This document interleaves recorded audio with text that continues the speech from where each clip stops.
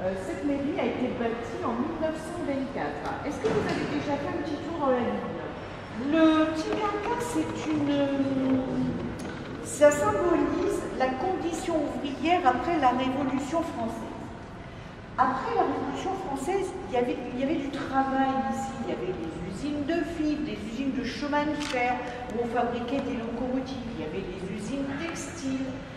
Les messieurs, parce qu'à ce moment-là, c'était les messieurs qui travaillaient et souvent les dames restaient à leur domicile pour soigner les enfants. Alors chaque ville ici aux alentours possède son géant. Nous, on en a deux. Et on en a même plus parce que dans chaque quartier, maintenant, ils ont leur, alors je vais dire une chose qu'on ne doit pas dire, leur petit géant. Hein, mais nous, on l'a représenté avec le rouge. Il a les fleurs de lys là-bas. Il a un faucon sur l'épaule parce qu'il était grand forestier. Portait ce géant quelques centaines de mètres, enfin ils vont même pas très loin. Hein.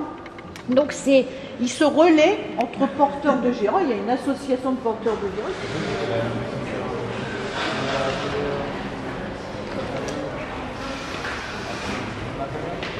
Parfois elle en célèbre, mais généralement ce sont les élus qui, tour à tour, pendant une semaine, sont ce qu'on appelle d'astreinte et en fait célèbrent les mariages de la semaine dans laquelle ils sont d'astreinte. Donc tous les samedis, on a un élu différent, le président de la République. Et le troisième, je ne sais pas, le troisième c'est ça. J'en ai mis une à la Marianne, hein. Elle ne l'avait pas à l'origine, mais moi je lui ai mis. Histoire de la ville de Lille. Alors, il lui a laissé, on va dire, au départ, carte blanche. Hérault a proposé des maquettes, il y a eu quelques petites transformations. Alors, là, hein, donc là, c'est la légende. Après, écoutez, on avance dans le temps.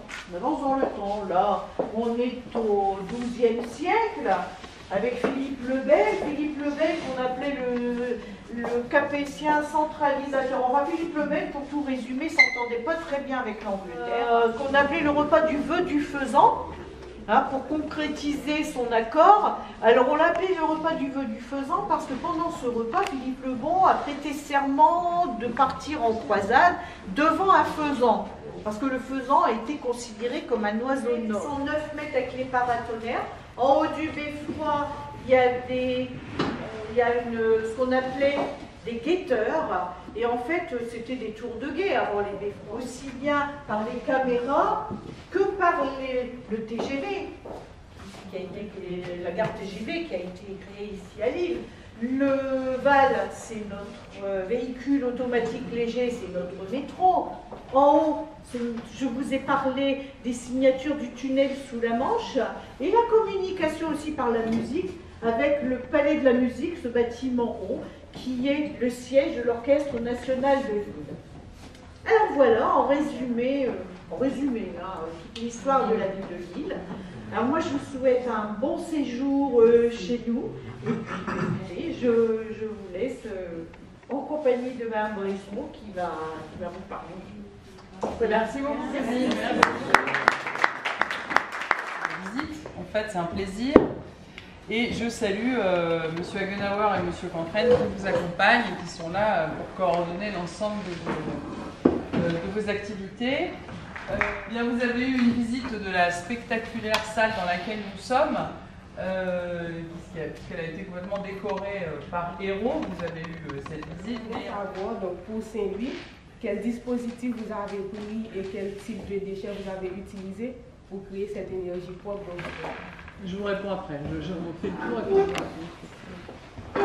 Alors, bonjour, je m'appelle Barbara, je viens de Slovaquie et je suis un master de langue étrangère appliquée. Bonjour, je m'appelle Rafaela, je suis de Virginie aussi. Ce sont des déchets qui sont méthanisables, autrement dit des déchets organiques, donc pas le plastique. Bon, là aujourd'hui, il y a plusieurs sortes de déchets, hein. Il faut faire le tri, déjà c'est la première chose, la collecte, le tri. Mais ce sur quoi nous travaillons, c'est sur la réutilisation des déchets organiques pour en faire du gaz qui permet de cuire les aliments, d'éclairer, etc. Ça fait très longtemps qu'à Lille on travaille là-dessus, puisque les bus de la ville, les bus de la métropole roulent tous au gaz naturel qui provient d'une usine de retraitement des déchets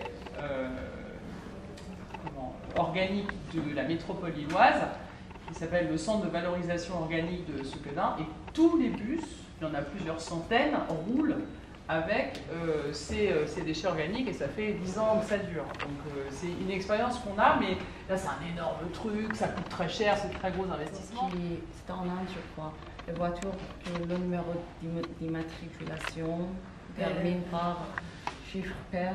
Ouais, ouais. La circulation alternée, c'est en Inde, ça. Oui, mais en fait, ce sont provisoires, ce sont des solutions provisoires aux solutions permanentes. Des motos, mais il y a aussi énormément de voitures.